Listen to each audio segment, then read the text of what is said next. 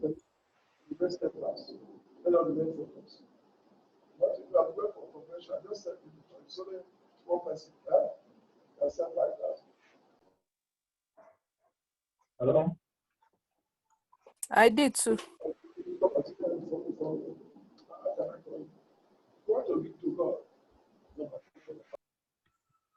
All right. Sorry, I had to remove the person. I've muted the person more than 3 times, and the person is always removing the unmuting himself. Hello? Yeah, Giuliano, we can hear you. Yeah, I have 2 people on already. Sir? Yeah, Joseph. All right, Joseph just said you invited him. All right, let's fire down. I did say yesterday that one of them is end income. We have portfolio income, and we have passive income. All right, passive income, it can also be set to residual income, basically.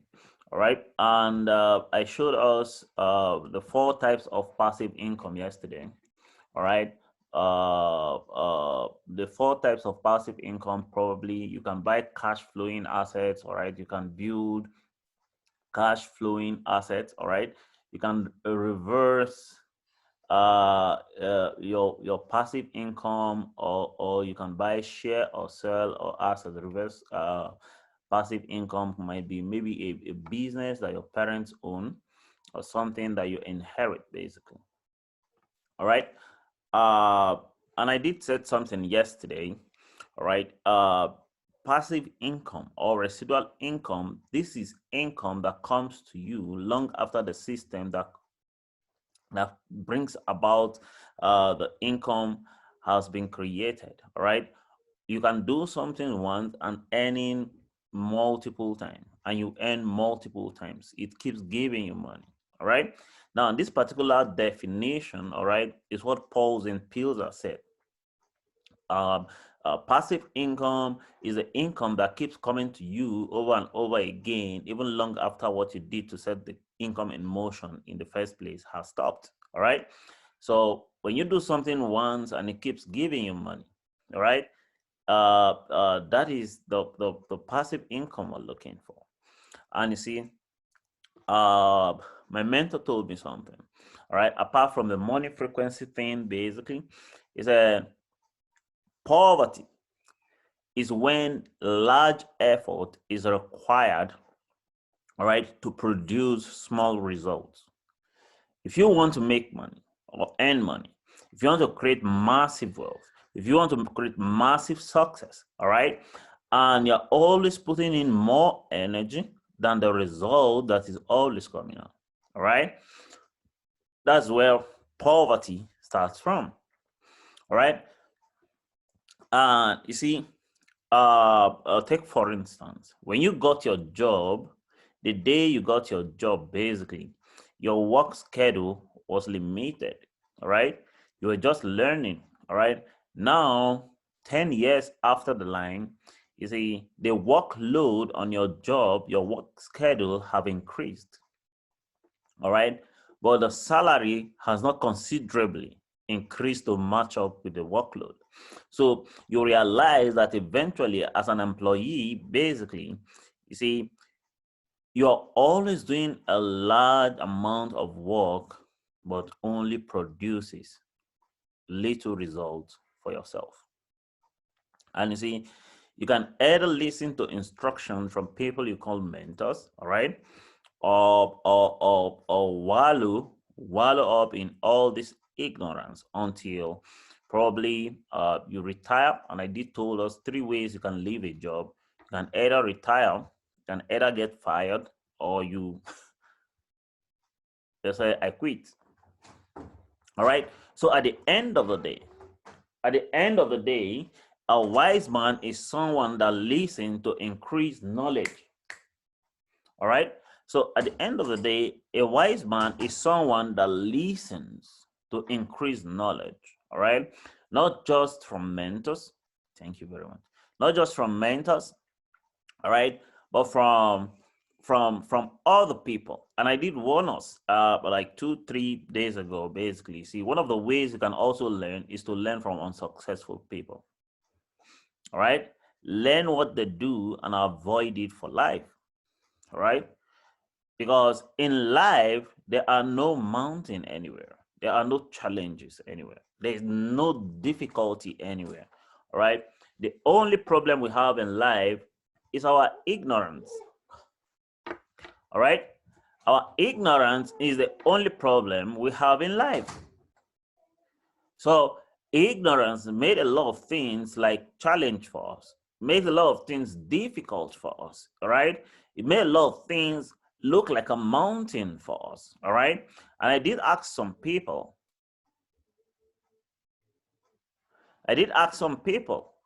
All right. If you know where 600 billion US dollar is, all right, and you don't need to kill anybody, you don't need to do any sort of bad thing to get it, will you go get it? Of course. But you see, ignorance has blinded you and I, right, from seeing $600 billion, even in as much as we're not allergic to money. But we're not seeing it today. Why? Because we don't know. And you see, even if you know that you don't know, or you don't even know that you don't know, it doesn't exempt you from the consequences, which is poverty. So one of the ways you will know that you actually don't know is in the result you're creating. All right. So if you want to be super successful, all right, creating serious passive income for yourself, all right, one of the laws that you must obey is the law of modeling. All right. For those of us who are writing, you might want to write it down. All right. It's called the law of modeling. All right. How does it affect you? All right. You see, the evidence of your wisdom, all right, the evidence of your knowledge is in the result that you're producing. I might not go deeper into explaining the law of modeling, all right? Because if there's anything you want to create, if there's any level of success you want to create out there, somebody has already done it, all right? So all you need to do is model or mirror this person's discipline. It's not enough to covet the person's result. I want to be like Dangote. I want to be like Warren Buffett. I want to be like Jeff Bezos. I want to be like Elon Musk because he's now the second richest man in the entire universe. No, it's not enough to covet their levels. It's not enough to covet what you have. It's not enough to say, I want to be like, all right? So if there's anything you will always want to be and always striving to be, is to mirror their discipline. If you're able to model 100% of all these people's discipline, all right, you can never fall short of who they are. You can't. So the law of modeling, all right, comes into play if you want to be massively super successful. You need to model somebody. You must not necessarily do what they do, all right? You must not necessarily probably be engaged in their particular business endeavor, all right? But you need to copy 100% their discipline. I've had chances of listening to David Imonitie, how he had to carry cameras everywhere and every city that Holton Boggs had meetings, to the extent that he started talking the same voice tone, right? He started walking like Holton Boggs. He said he didn't want to miss anything from his copying of Holton Boggs. He said, who knows? Probably he's super successful because he walks in a particular way. So he started walking like Holton Bugs. He said, who knows? Probably it's because he speaks with such tones or that tone that he's super successful. Who knows? So he copied the way Holton Bugs talk.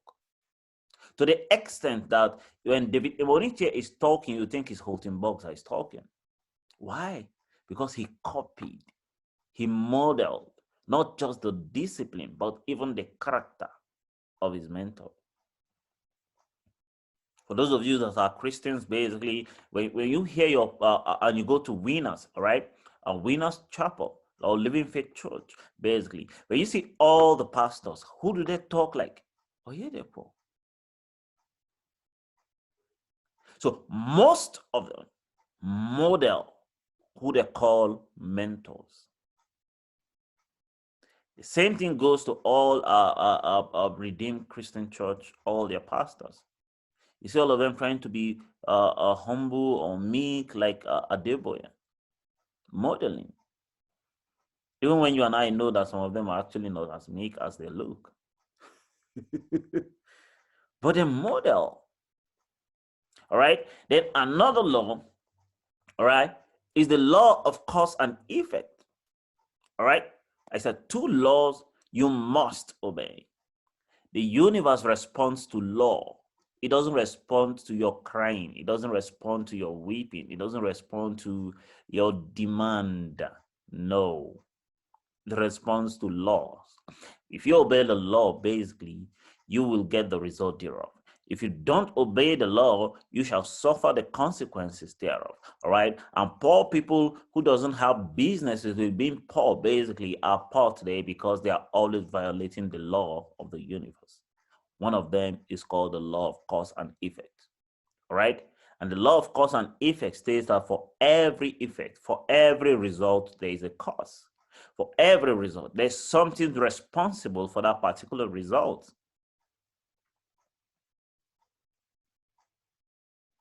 All right? Are we following? Hope I'm not talking to myself today. Yeah, following. Awesome. Awesome. The topic is making sense. All right, thank you very much. All right, for every result, for every effect, there's a cause somewhere. All right, so if you want to change the effect, if you want to change the result, you change the cause, you change the process. All right, and that's why I said in our first few days, I think the first or the second day, if you want to change the result, you go to the programming, you go to the main thing, you go to the software, all right? You go to the cause, not just the fruit. You don't change result at the result level. You don't change the fruit at the branch level. You change it at the headquarters, at the root level, all right? So for every result, for every effect, there's always a cause. So if you want to be wealthy, what cause are you setting in motion? If you want to be super successful, what cause are you setting in motion? All right. It's just that some of us, all right, I used to be there as well. I'm consciously working myself out of that place. It's like you planting a seed. All right. You already set a good cause in motion. But every single now and then we go back there to dig it to see, this seed has not germinated yet. This seed has not budded yet. What's happening with my seed? Is it that the ground is not fertile enough? You remove it and you go plant it elsewhere. And before you say jack again, we're always checking to see if it has germinated or not. We remove again. So we're always not consistent and persistent in a particular endeavor. So even though the particular endeavor has the capacity to turn us into super successful individuals, but because of lack of concentration, because of lack of persistence, because of lack of consistency, basically we run ourselves back to square zero. No commitment to the process. All right? Probably most of us, what we're looking for is the proverbial free lunch. And there's nothing free out there, no matter what happens. There's nothing free. There's nothing as such like something for nothing. You must give up something for anything you want. Either your time, your energy. You must sacrifice something for anything tangible you want in life. But the question is this: are you willing to be committed to what you're willing to sacrifice? All right? Either your pride or your energy or your time, all right? Your resources, all right? You must sacrifice something to set a course in motion. And once a course is set in motion, you're almost guaranteed the result. You're almost guaranteed the effect, all right? So for every effect, there is a cost. It's a law in the universe, just as we have the law of exchange, like I explained yesterday. There is nothing as something for nothing, all right? All right? And the law of exchange states that, you see, if I must get these, all right, there must be something that I will have to give, all right? And God saying in one of the books, he said, the word I speak does not return to me void. Rather, it has to accomplish that which I have sent it. That's the law of exchange. So there's a validation parameter for every single thing. So if I send out my word, where is the validation to show that what I have sent out has accomplished something tangible? That is what the value of what I have given out. And that's why it's very wrong when you give money to poor people. I'm not saying don't have your corporate social responsibility, but don't give poor people money anyhow. As a matter of fact, my mentor taught me something. He said, don't give a man a fish. Don't even teach a man how to fish. If you like the man and you love the man so much, teach the man how to own a pond or a lake, because he will never, ever have to worry about money anymore.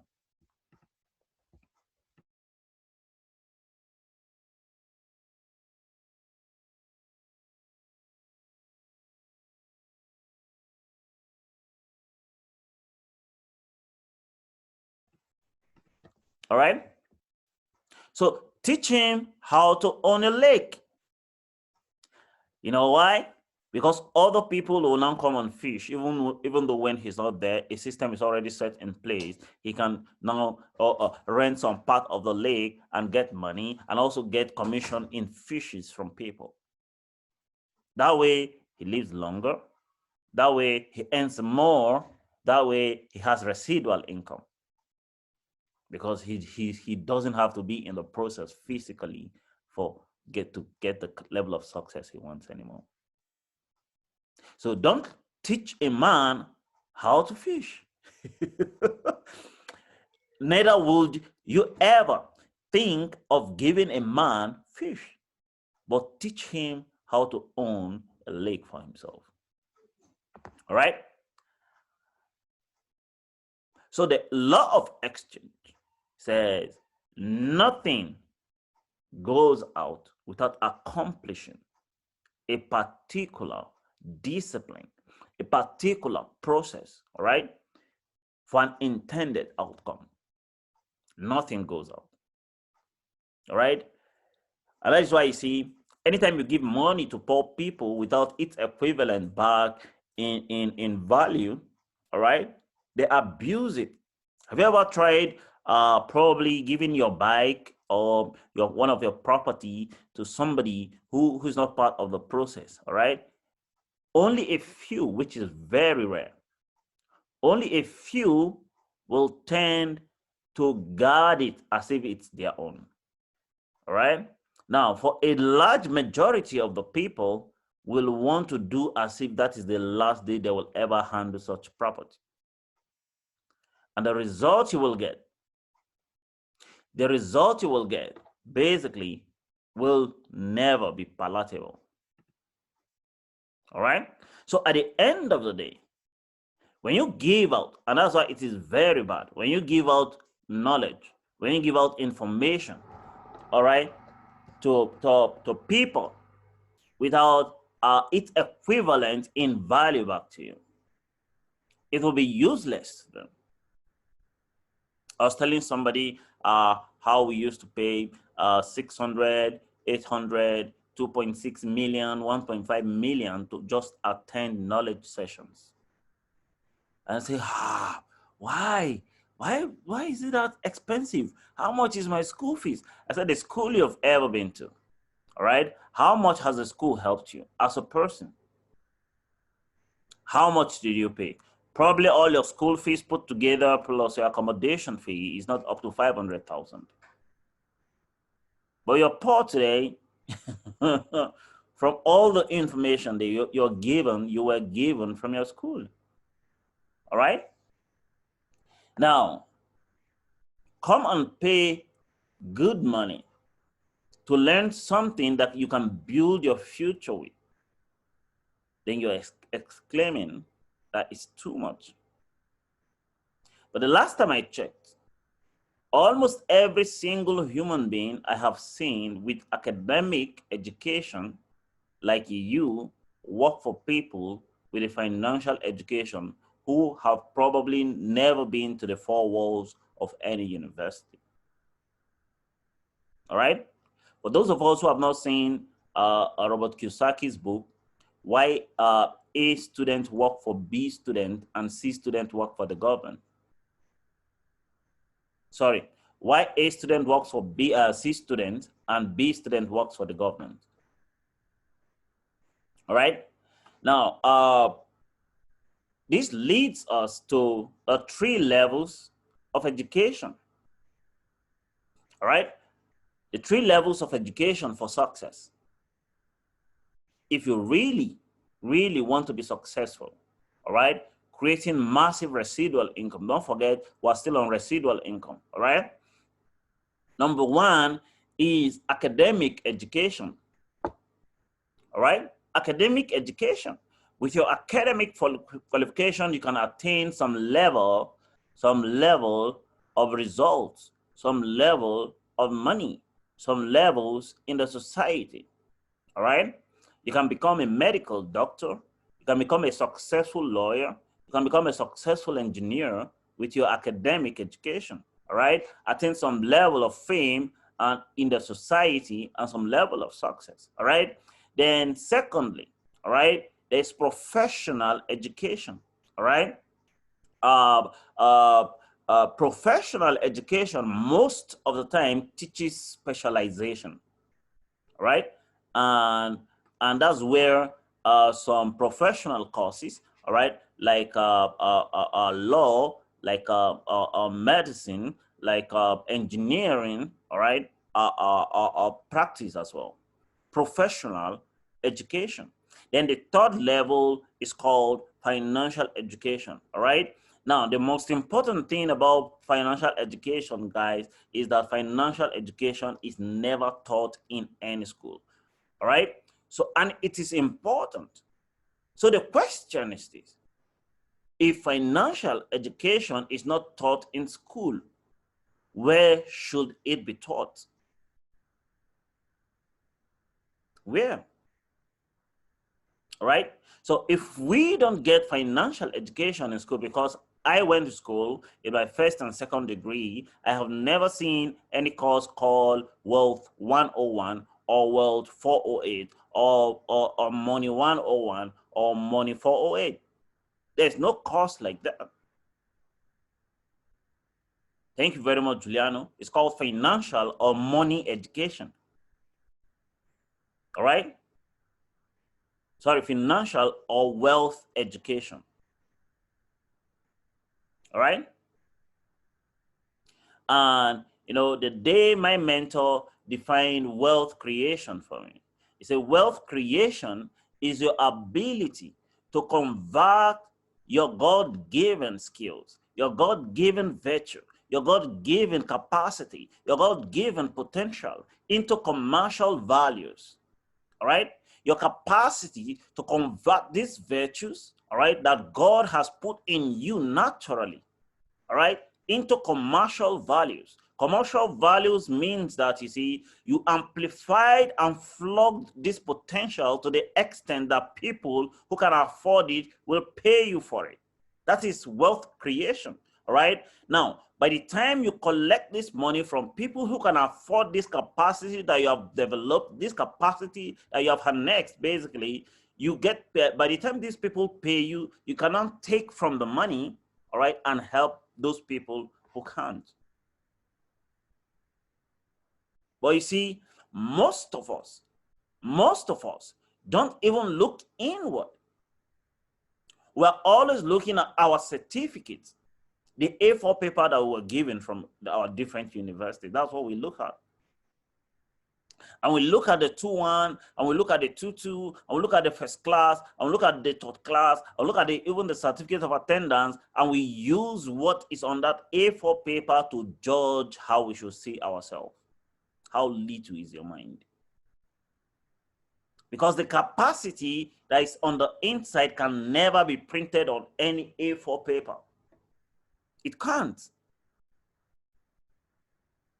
So wealth creation now becomes your ability, your capacity, your willingness even, all right, to harness this capacity, this innate, inbuilt capacity, all right, already made from God.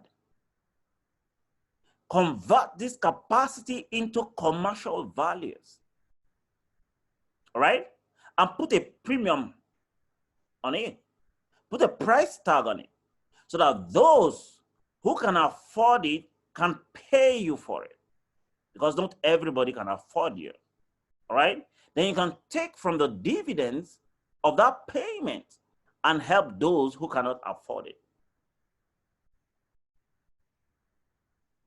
all right? When I heard recently, I heard that yesterday, Timida Kolo visited about 8 different weddings in Abuja, all right? When you check on their value list, how much it takes to rent some of these guys in an event, basically, and they just appear, boom, at your event for free. And they are doing ministrations, they are doing shows, they are singing for you for free, all right? That is taken from the abundance, the commercial value that others have paid for. Now they are giving it to you for free because you can't. Because if you could, it should have been the one that would have invited them. They wouldn't have to bring themselves. I also learned that Davido does a lot, does that a lot, showing up at people's wedding unexpected and doing ministrations for them, singing for them. All right, it's massive. So wealth creation, don't forget. If you forget anything I said today, don't forget this. All right, your capacity to harness this God-given ability that is in you. All right, this God original, already made virtue that is in you, because that's what creates wealth. All right, convert this virtue into commercial value. All right, and put a premium on it. Those who can afford it will pay even double for it. So from the payment, you cannot help those who can't afford you. That's where corporate social responsibilities come from. All right? So at the end of the day, I was asking a question. If financial, all right, or money or wealth education is not taught in the 4 walls of school, who should be the people or the person, or who should be the teacher, all right, of this wealth education or financial education? All right? The people who should teach it are called parents. All right? And who are parents? All right? Parents are most trusted source, all right? Quote me again, most trusted source with wrong information. Those are parents. The day my mentor asked me a question, he said, are your parents billionaires? I said, no, sir. All right. Has your father ever earned in billions before? I said, no, sir. He said, okay, good. All right. So if the first set of people who should teach you wealth education don't earn in billions, all right, you are now an adult, all right, and all you've been hearing and seeing and perceiving and bathing and wallowing and jollificating in is in poverty. People who struggle to pay house rent, people who struggle to eat, people who struggle to pay your school fees, people who struggle to do every single thing, all right? Most times when you go to meet them and say, Daddy, I need this, Daddy, I need that, what I tell you is, we don't have it, we don't do this. Do you think money grows on trees? Do you think, thank you, do you think we can make ends meet? Do you think I pick money from the street? That's what you keep hearing. So how in the hell do you think you can become a billionaire when the people that spoke to you, these people that pointed to you, the people that built your foundation are poor people who struggle for money? Yet, this is our most trusted source, but they have very wrong information. And we took the wrong information as our basis for life, all right? We still love them, all right? But now we are knowing better so that we can become better, all right? You know why? Because let me take us a little bit back. I talked about programming, all right? In our first few days, our first few classes.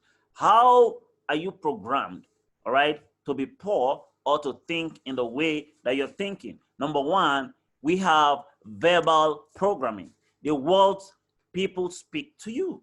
And I did told us earlier on that words are seeds. They don't die, both positive and negative words, all right? And even if it seems they're about to die, just know that they're about to become a forest. So one way or the other, we are being programmed, all right, to be poor without knowing. Nobody asked for our consent before they programmed us to be poor.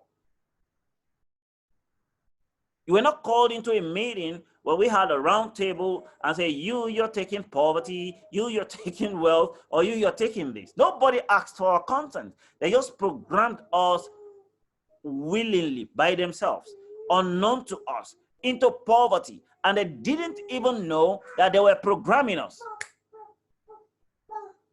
Keep quiet. All right? So at the end of the day, we're programmed to be poor.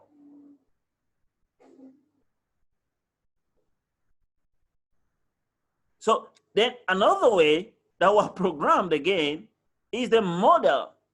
By modeling.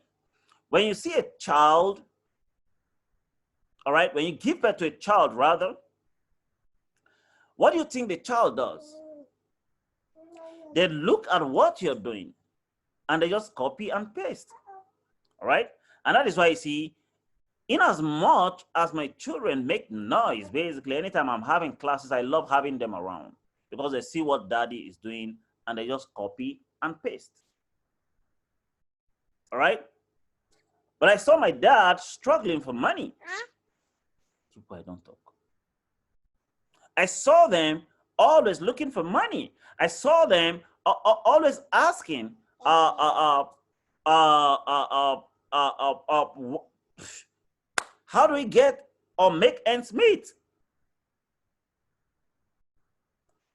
And automatically, my brain picked it. Automatically.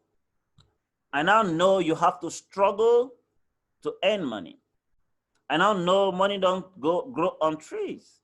I now know you can't go to the street and pick money.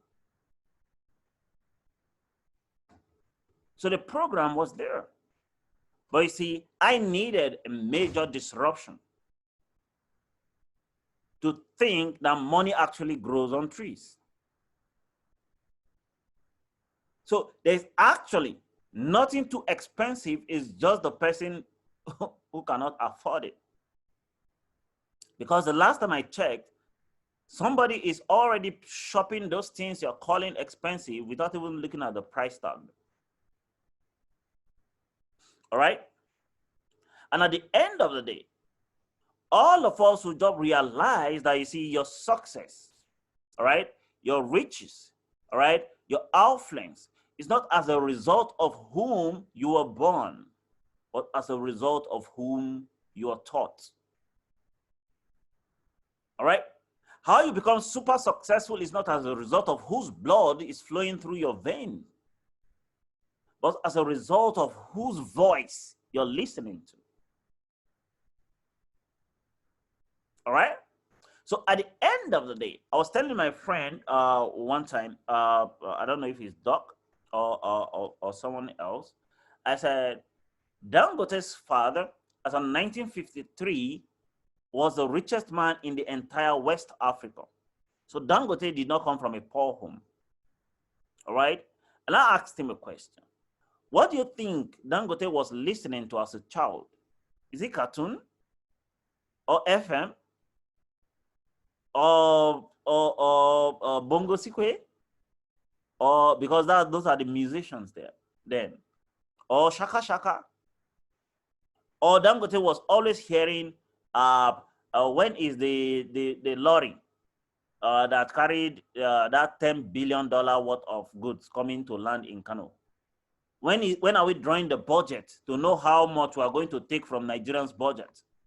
When is this billion coming? When are we signing this contract? That is what Dangote was hearing constantly in his ears. I'm very sure he has never heard, how do we pay house rent? How do we eat? How can we move from here to the village? How can? No. He was always hearing abundance as a child. So when you come with your own lack mentality or this kind of, okay, there's nothing available kind of mentality, or Nigeria is bad kind of mentality, it doesn't occur to him. The same way when you move from Nigeria and start speaking your Igbo in China or in the US, every other human being will be looking at you, what's this guy saying? They don't understand it. Just the same way, if I come to you and I say, let's go make $1 million in 24 hours, it doesn't make any logical sense to you. Why? Because if we flip through the memory lane, all right, into your frame of reference, there's no record, there's no imprint in your lineage that in 24 hours, somebody, a human being, made $1 million in 24 hours. There's no trace of it in your archive of thoughts and brain. There's no trace that a human being has ever done that in your lineage as compared to that of Dangote. So in your life, you have never seen a model to mirror. And that is why you see our 5 senses, right now that we are adults, are our major source of information. All right? I talked about relationship and information earlier on. All right? I might have to brush it a little bit to still help us picture this thing for the purpose of this class. All right? Because you know why?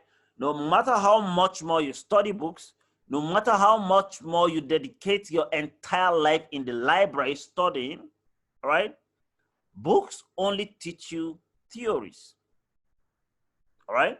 Books can only give you theories, all right? Medical doctors will tell you this much, all right? Because you have to do it in the practical terms to actually acquire the experiential knowledge.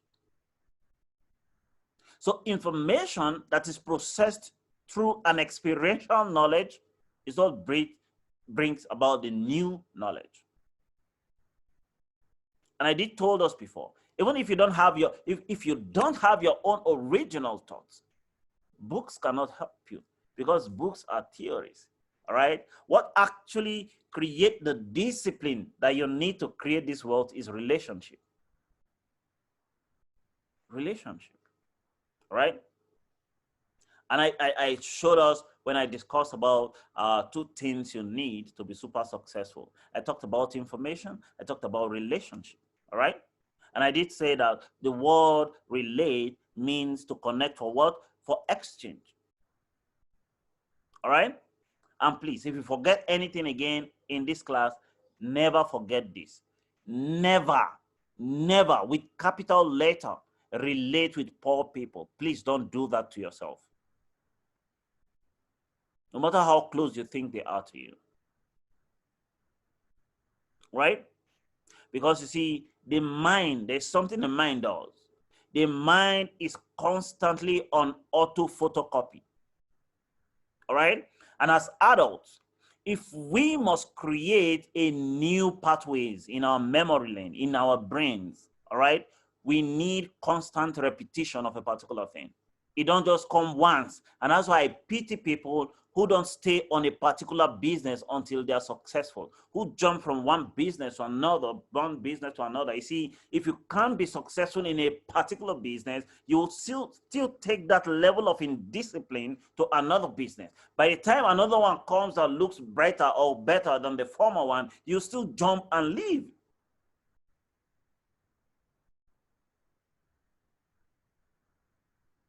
All right? No discipline.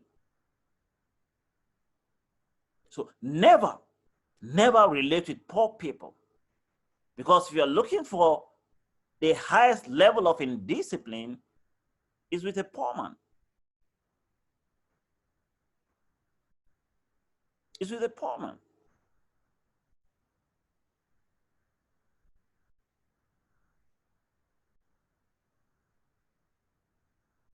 All right?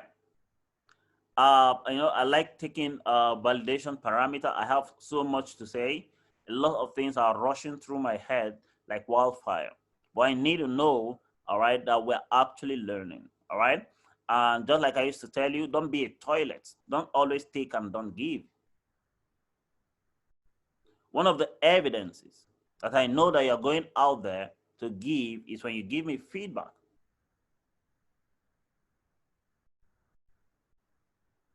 All right? So I need two people, all right? Probably if I have ladies here, maybe a lady and a guy, two guys are okay, fantastic. If a lady doesn't want to speak, all right? But I need feedback. I need two people to tell us what actually stood out for them in today's class.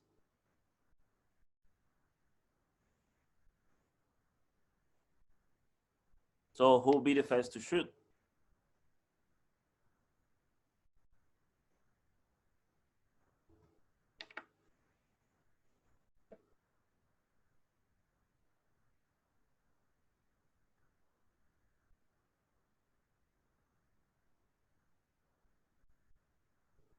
Are we still together? So, All right. What actually stood out for you today? Who will be the first to shoot?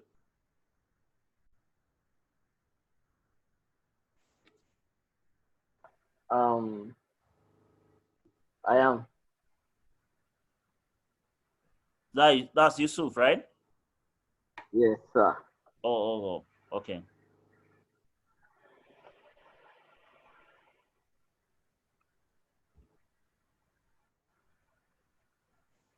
All right. I'm listening. I actually learned the fact that it's as our best benefits learning from the people who want to emulate, people that can actually give, you know, what you hope for in life. Getting an advice from someone, who don't even have what you want, cannot take us to anywhere. I think it's a very key something that I really learned today. Yeah. All right, that's great. Who else would love to speak? We have Milka here. We have Dr. Amiete here. These are the two ladies I can recognize here today.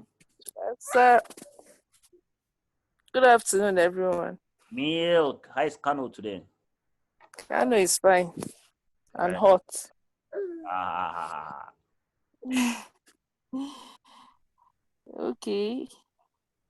One thing I learned that stood out for me today is that books cannot help me. Like, they are just theories until I'm able to work on my relationships and also put to practice what I have learned that can produce the result I need.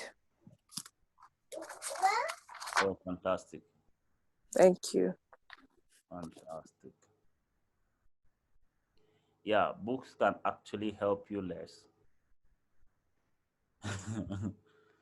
But they can be a very great source of information. Very great. All right. And that's why people like us still read. All right. Who else? We'll give an opportunity to one more person.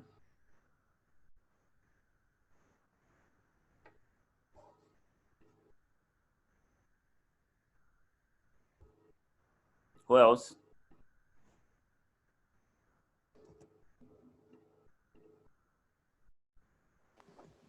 Hello, boss. Adiola, that's Ade, right? Yes. I know that voice.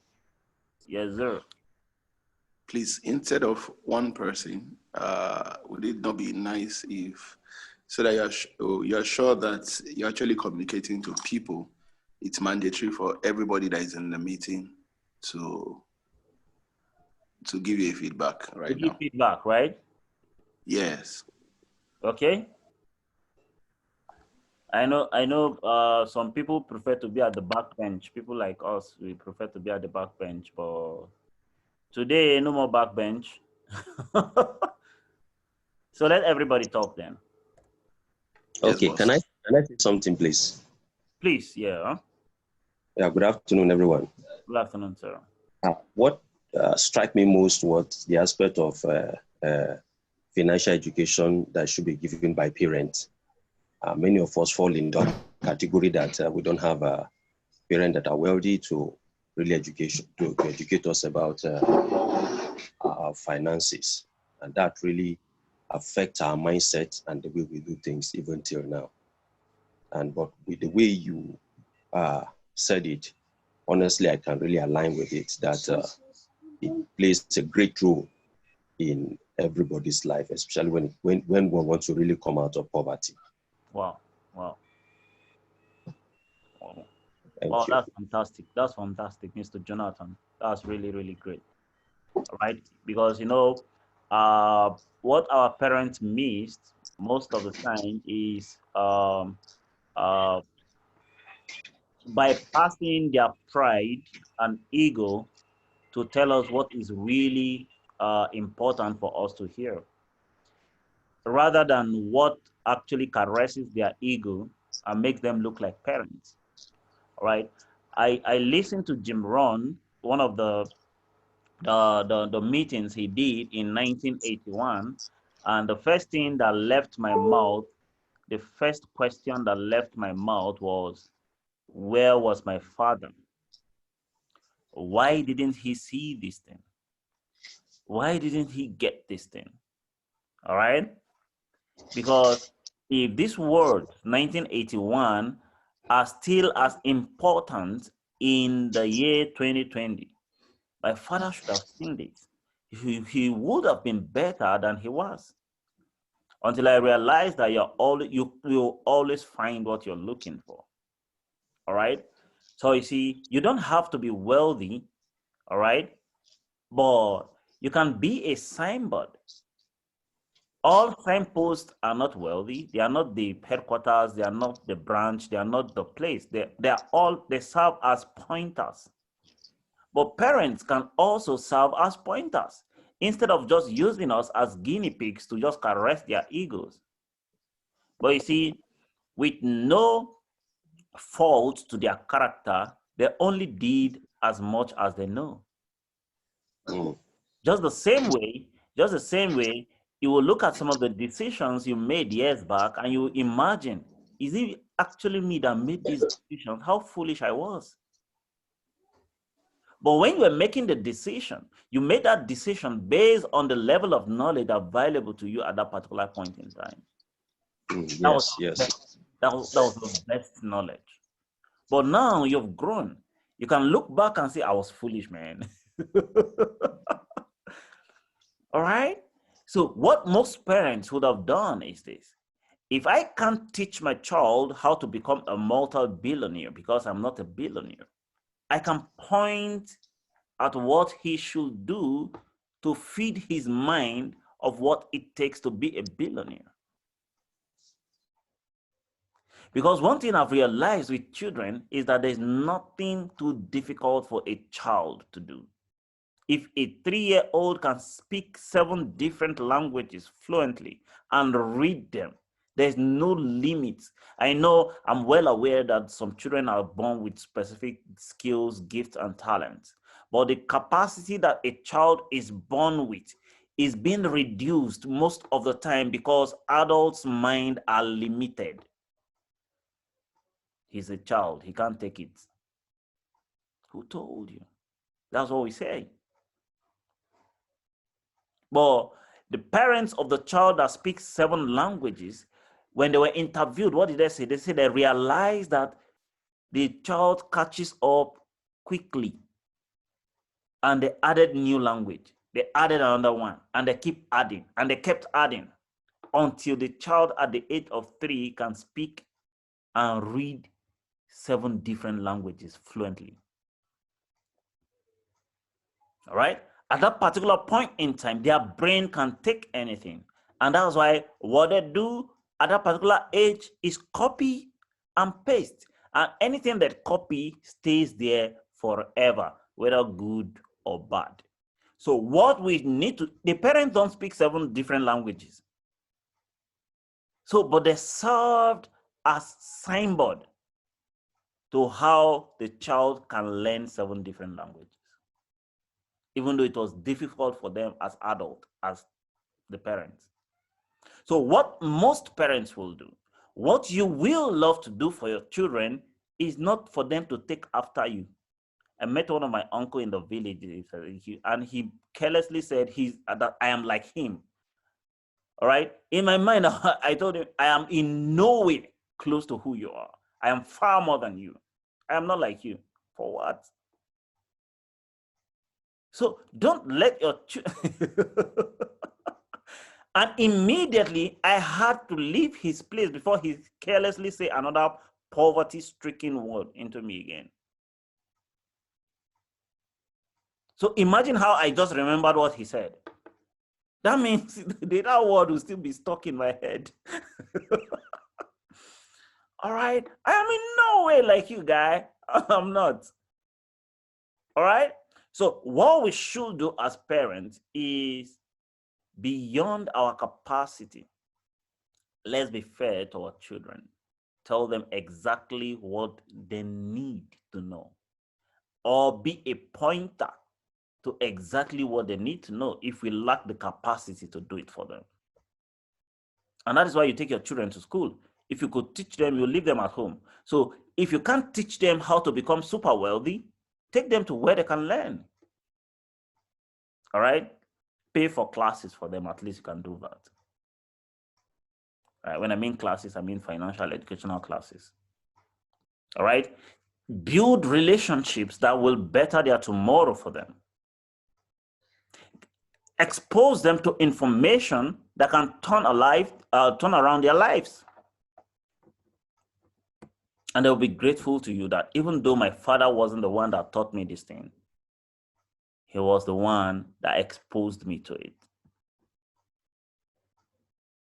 All right.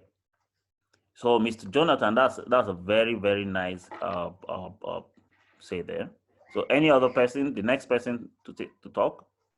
Adela, I thought you were going to say something before. Yes, I actually wanted to say something earlier, before Mr. Jonathan came in. Before you say it, where is my jersey? No, we're buying a new one. There's a new one for the season. So, all right, sir. Okay, boss. So, nice. Sir. So the one you're wearing is nice. Oh, thank you, boss. Thank you very much. Yeah. So, when you talk about parents being pointers to their children getting information and all that, I can vividly say, okay, unconsciously, or my dad especially, he owned a library and all that. So, but he never knew that the path I'm on today is a product of the foundation he laid unconsciously. I got to realize that there were times that I was reading my physics, chemistry, biology, and all that, and he walks up to me and like, you are not just a science student. You're going to live in a society where you mix with everybody. Read newspapers, get books from my library. You just need to inform yourself and all that. Now, fast forward to when I finished NYSC, he was like, okay, come up, let's go get you a job and all that and everything. He didn't realize that he had already let something rolling, and immediately turned him down. I gave him some conditions that he can never meet. Told him to get me a job in 3 places. Number 1, World Bank. Number 2, CBN. Then number 3, said he should get me a Nigerian army job. And I knew that these things are beyond his reach. You understand? So now that really showed that. And of course, over time, the things I've been able to do and everything are things that even surprise him. And he always says he doesn't know where these things are coming from and all that. So I told him one day, I said, Daddy, you're actually the one who laid the foundation, but you're not aware. And having feeding me indirectly, you don't expect me to trade your part. I begin to evaluate your own life. I say, you are retired. You are living your life based on calculation currently.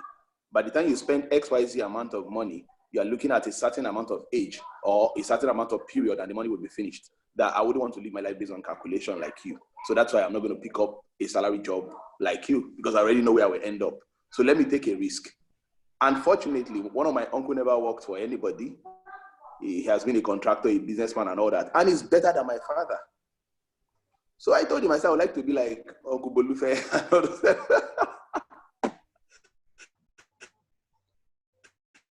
So that was how he understood what he had done a few years back, unconsciously. So just to buttress your point by saying wealthy, you don't need to be a billionaire. But if you are aware that where you are right now, you don't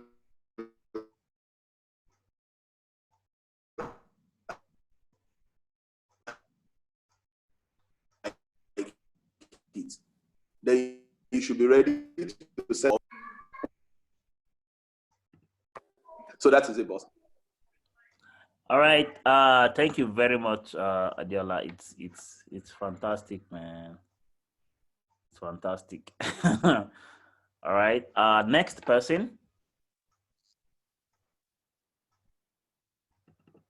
Hello. I hope my network is better now. Yes, it's better now.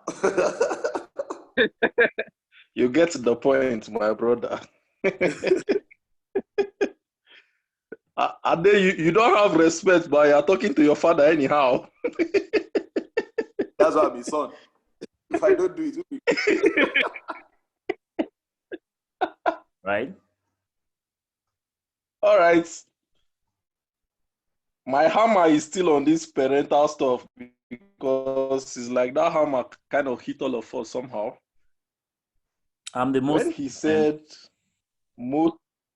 most trusted source with wrong information. I don't understand. And there's serious trust too. Then I started looking at my life. My parents forced me to write WAEC, science.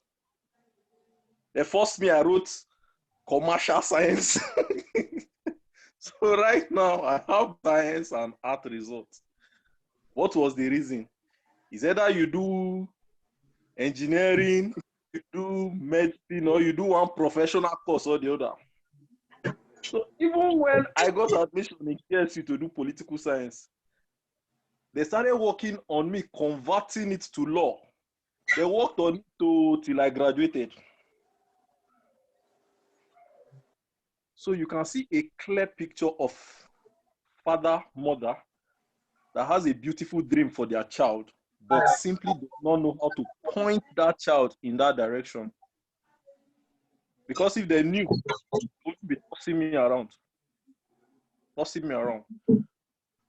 So from this very section, I think the question I kept asking myself, and I will keep asking myself, is, hope I will not be a trusted parent. I'll be a trusted source with a wrong information for the next generation. So for those of us that have kids already, that's the question we should be asking ourselves. For those of us expecting kids, that's the question we must be asking ourselves. So People even like if us. even if you don't have the result part time, be ready to be a pointer, just like the facilitator of this section said. Thank you very much. Thank you very much, sir. That's fantastic, really. Your contribution got me thinking, actually. It's fantastic, man. Because what I'm thinking is this: you see, paradigm has a very strong hold on us without us even knowing that this guy is the stronghold and the witch and the witchcraft that we have been and the wizard that we have been praying against. Paradigm, right? Now, the reason why we are always looking outside of ourselves, of which the Deepak Chopra called it object referral, is because we as humans always have this ability never to take responsibility for anything that has the tag negative or wrong or failure. We always push it outside. It's only when it has glory, it's only when it has honor, it's only when it has recognition that we tend to fight and kill ourselves to take all the glory. But you see, paradigm has a very strong hold on most of us, all right? When you're trying to grow, when you're trying to get out, when you're trying to move on, this thing keeps pushing you back to your default setting, all right? And it's really, really terrible, all right? So the deception now, the delusion now is, let me not, what I got from what you just said is, Martins, don't let this thing play out naturally in you. And while you are thinking that you are actually making something happen, but at the end of the day, you realize that it's just your paradigm that just flew without stress through you. So if there's anything I would love to constantly do, or if there's anything I'm going to make a resolution to constantly do, is constantly check, all right? Have this, develop more of my metacognition to all these things, so that you see, by the time it starts happening, I know that, okay, this is my paradigm coming back. This is the witches and wizards I've been praying against, trying to bring its ugly head back again in my life, all right? So thank you very much, Julian, for hammering more on that. All right, it's really, really fantastic. All right, this disruption must happen, and this disruption must stand. The paradigm must not play. We will constantly, all right, constantly be on our toes to make sure we are constantly overriding what we grew up with.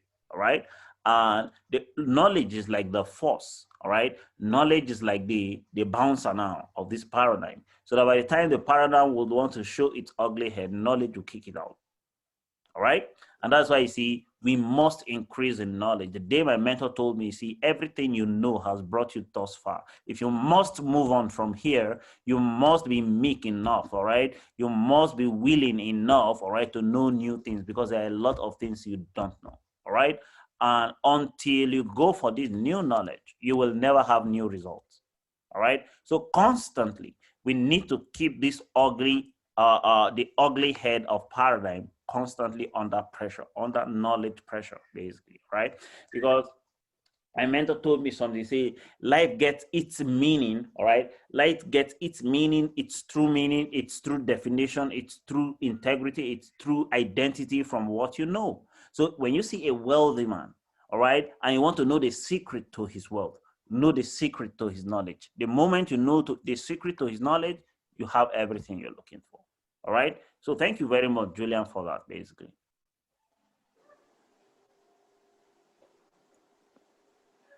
I think Mr. Collins wants to say something. Oh, okay, great. Sir Collins. Yes, sir. Celebrate yourself.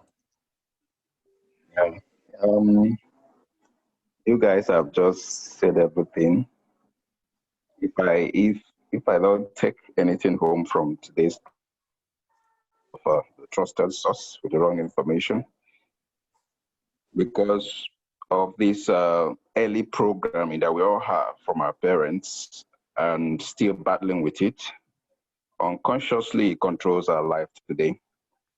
But thank God for information, the new knowledge and all of that. So, and sometimes it gets me scared. I think it's one of the most things that's in my life now that scares me. You know, I have children, I have 2 kids, and I look at them, I say, Kai, I wouldn't want these people to witness whatever I witnessed in life. I wouldn't want them to repeat the same thing. It's one of my, my greatest fear in this life. But thank God for information and knowledge. You know, is one of the things I'm grateful for being in this class. So I know that the awareness will keep us in check. We've had the points and everything, and the things we can be doing on daily basis to override, to recode ourselves, reprogram our mind and our mindsets, so that our next generation will not repeat the same thing. So like somebody will say that, you know, there's a saying, I've had somebody say that you don't have to blame your parents for not providing for you or for not leaving inheritance for you.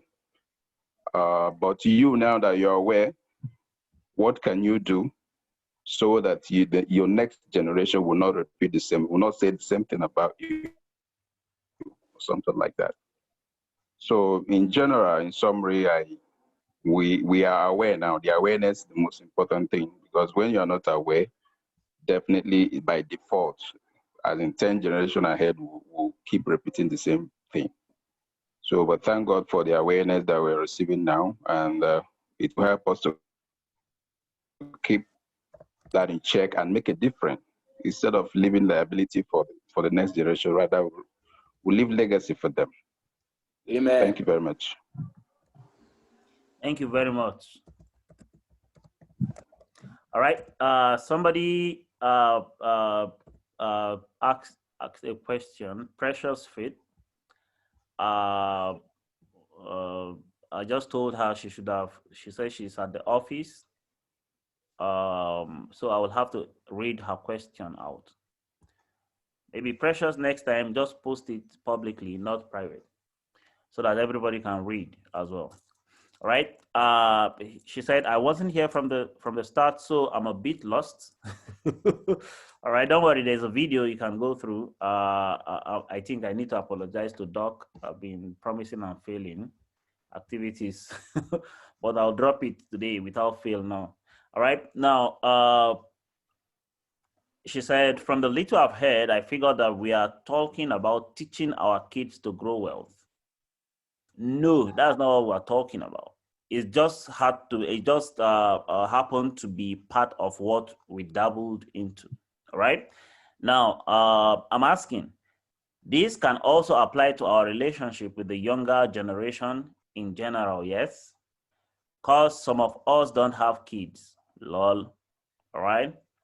Now, it's even better for you who doesn't have a child yet, if at all you want to have children. All right. Now, and it doesn't really matter if at all you don't even want to have children. We have so many male children today who are not sons to their biological parents. All right. The fact that you fathered them into this world doesn't mean they are your son. All right. A son is built, a son is made. All right. A male child is born. All right. So if you give birth to a male child, that doesn't necessarily mean that male child will become your son. He can be a son to another different entire person. All right. So it doesn't necessarily mean building your own biological children. You can build other people. Maybe when we're treating the topic succession planning, you will understand better what I'm saying. Because at the end of the day, you are a father or a mother to your children. But when they become adolescents, you don't become parents to them anymore. You become their friend. All right. But when they become adults, they are no longer children or friends to you. You become a mentor to them. All right.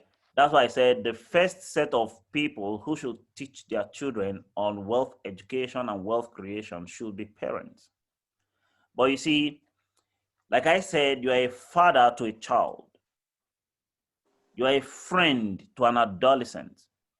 And you are a mentor to an adult. What happens is that most parents never stop being parents to their children, even at the adolescent age. And that's why you see, for most parents, they lose their children, they lost touch with their children from when they are adolescents. All right? And that is why most of them are adults today, and the only person they are looking up to is Wizkid, is Davido, is Fino, is Khalid, is Ali Nuhu, is all these television stars. There is nobody. I know people post their fathers and mothers' pictures on social media and say my hero. But if you want to really ask them in their heart of hearts, their hero is Davido, is Tiwa Savage, not their parents. The only way you will know is this. Even you as an adult, I can bet you there are a lot of things you will never discuss with your parents because you don't want to know how they will react to it, because you can already guess their reaction to it. But there are a lot of things as an adolescent that you can relate with your friend freely, because both of you are fools together, you are foolish together, and nobody is judging anybody. So you are free to open up, but you're not free to open up to your parents. Why? Because parents never stop being parents. They never. So at the end of the day, if you don't understand the thin line between when you need to stop being parents to children and become their friend, you will miss them. Because children will always want to come to parents first. That's why I call them the most trusted source. Children. It's only when parents chase them out. Have you ever tried telling your father, probably when you were much younger, something very foolish, and he chased you out and even tries to beat you to the extent that you don't feel comfortable telling him some things anymore? So instead of educating you, they try to chase and chastise you. That was when they missed it. So even though you're not even aware, when you lost touch with them anymore, you don't feel, you just realize that you are not comfortable discussing some things with them. Well, that was when they missed it. So in a nutshell, when we're treating succession planning, is in the course succession planning. But I need you to understand that, you see, you must not biologically give birth to children to teach them. All right? So you can have over 1 million adopted children as sons and daughters. Why? Because they grew from your knowledge. All right, thank you very much, Precious. Thank you, yeah. I see it now. Samuel Adiola, you want to say something? Yes, I forgot something earlier, so I just remembered that I want to say it. Please say it. During the session, you talked about the principle of modeling, yeah, and also the law of cause and effect. Yeah. The principle of modeling is something that you've been teaching us for quite some time, and the parts where you explain the immunity, modeling, copying everything about Utenberg's and up to the way he walks and a whole lot, that really brought back the message you've been sharing with us for a very long time. And in fact, I had a conversation with some persons yesterday, and I was also telling them about the principle of modeling. I said, there is no point reinventing the wheel. All you need to do is just to check out a system, ask a successful man how he has done it, how he got the results. Repeat the same thing, word for word, move for move, copy everything, just replicate it and produce the same results, all right? Before you decide to now say, okay, I want to reinvent the wheel. So it's really, really a reminder, like, I'm really happy I was in this session, and also the cause and effects. It's a massive one. I wouldn't lie. Thank you very much. Thank you, sir. Yeah. Dr. Amieti, I want to serve as the class rep now. I'll be calling everybody's name one after the other to say something. Good afternoon. Good afternoon. Good afternoon. Yeah, thank you. Thank you, Mr. Martins, for the presentation. Thank you, Doc. It's been a power-packed one. I learned quite a lot, despite the fact that I joined late. Now, one thing that was key for me is the fact that your background, that you were limited in knowledge growing up because you got trusted information, rather, you got information, guidance, your mentality was programmed from our parents who were our trusted sources. Doesn't limit us, doesn't limit me to being that big boy, that big girl, that millionaire I hope to be tomorrow. Yes, my mentality may not see it at the moment, but I could build it for myself. I could read books. I could work it out through constant and persistent hard work. Thank you. Wow, fantastic. Thank you, Doc. That was great. So next. Adeposi Adepoju, are you online? Oh, he's not online. Oh yeah, Mr. Jonathan has said something. Joseph, are you available? Now the person you say he's not online, I think he is. I'm online. Adeposi is online. All right. Hello. So yeah, this is the time for feedback from the session. So what did you take out of the session today? All right. Adeposi is online. Can you hear me? Hello. Yeah. Yes, we can. All right. I want to thank you for the opportunity, sir. Mr. Ade, you may not know me, but I know you when you were serving. Oh. Yes. I know you when you were serving. I was posted to under you then, but thank God you gave me the link. Yeah. Wow. No. Yeah. Number one thing, and I learned today is law of this cause and effect. That there's nothing in life that will happen that will not have a cause. It's very, very important. And the way of modeling, say you can learn in two ways. That is either, number one, you can learn from unsuccessful people and avoid their errors. And also you can learn from successful people and copy and paste their discipline.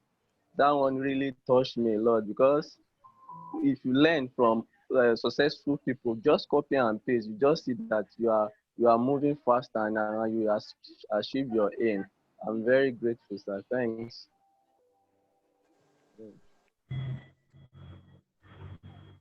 Hello. Hello. Yeah. Yes, I was waiting for Mr. Martin to respond. Hello. Yeah, we can hear you, sir. Hello. Yes, I said it is very, very important that the two things I learned is that you said number one, you can learn from two sources. Say number one, you can learn from unsuccessful people and avoid their errors.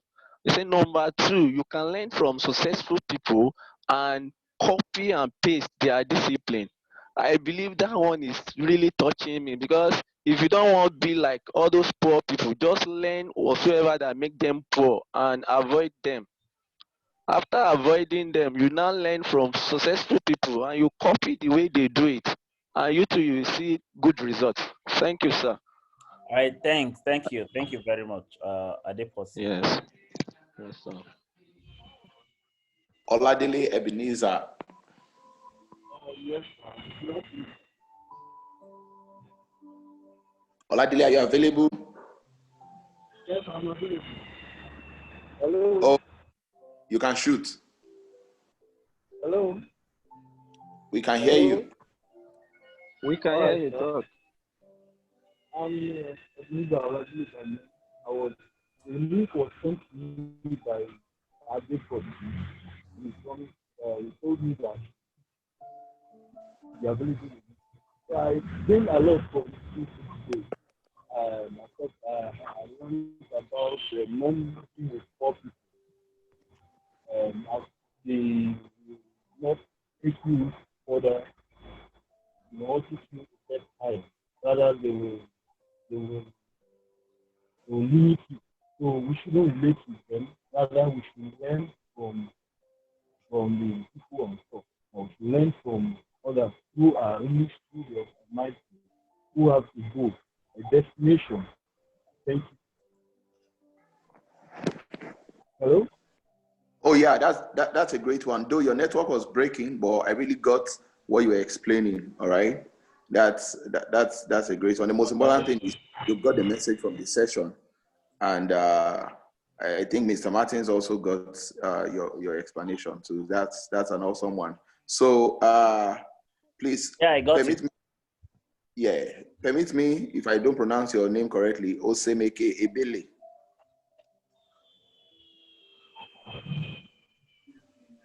Not available. Yusuf. Yusuf have spoken. Oh, Yusuf has spoken. Yeah. Oh, okay. I'm available.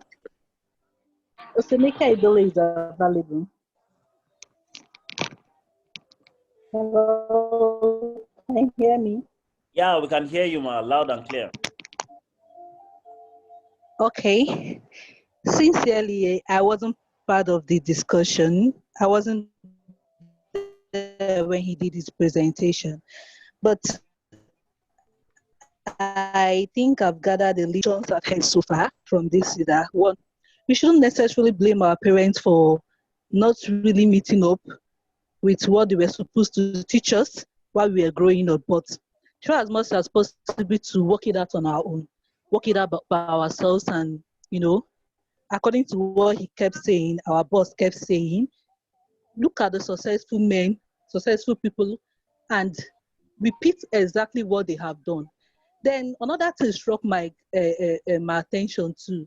He said, if you really want to know how knowledgeable a man is, don't really look at or don't ask him about the knowledge. Rather, seek for the source of the knowledge, his knowledge, and you acquire more. It really got me thinking, and I really want to thank him for that. I also gathered that most times we really need to long for knowledge, in the course of this my little network marketing, because I'm still very young in it, people don't necessarily want to know about it. They don't really tend to sit down or want to listen to what you have. And that is why I feel there are many poor people in Nigeria, because they don't tend to seek for knowledge. So that I've gathered that if you are ready to seek for knowledge, if you really want to, be rich and be wealthy in life, you must seek for knowledge, because there is no successful person that is not knowledgeable. Thank you. All right, thank you very much, ma. That's really fantastic. All right,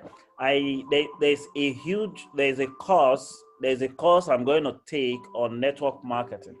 All right, what a lot of people know about network marketing is totally wrong. Totally wrong.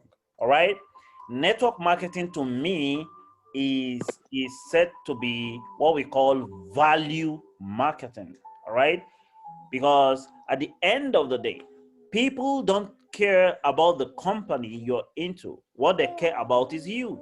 And that's why I see people don't join companies, people join people. All right.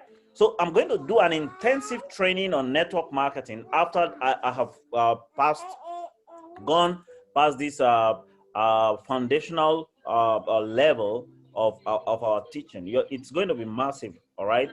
All network marketers shouldn't miss it.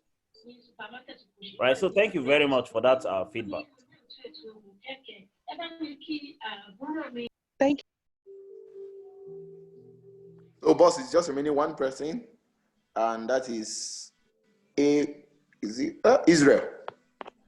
Okay. Israel, are you available? Are you online? Tasha! Israel, are you available? He's not online. All right. So over to you, boss. End the church service for today's Sunday. Then he should be removed then. All right. Thank you everyone for your time. I really, really appreciate us for our time. Who has the highest invited guest today? Julian. How many of them are still here? One.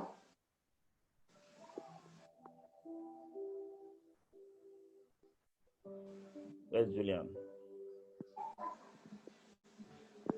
Sir. Your guest ran away. Oh. Only Joseph is available. They could not. The heat took away some. Joseph, that's here. Huh? It's only Joseph, so that makes me the highest, sir. How many people did you invite? No, how many people are here? How many are here? I invited one, the person invited another one. Guy, scam! You are a scammer. I invited Ebenezer. Sir. Ebenezer is still online. This guy is a Democrat.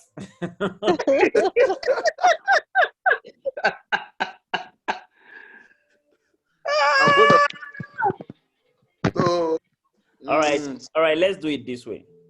Tomorrow 9 a.m. Tomorrow 9 a.m. Yes. Anybody who invites up to 5 people and the people stay until the end of the meeting will get a special prize from me. Okay. And that prize is I will give that person 20 gig worth of data. 20 gig. That is God. Hallelujah. I will collect 20. All right, let's do it then. Almost 20 gig. That was huge, man. If 10 of you invite 5 people each and they stay until the end of the meeting, you're getting your 20 gig. All right, sir. All right, guys. Have a nice afternoon. Thank you, sir. All right. See you tomorrow morning. Tomorrow morning is going to be mind blowing, guys. You wouldn't want any of those your invited guests to miss it. All right. Thank you, sir. Yeah. Bye bye. Have a nice day. Bye. All right. Bye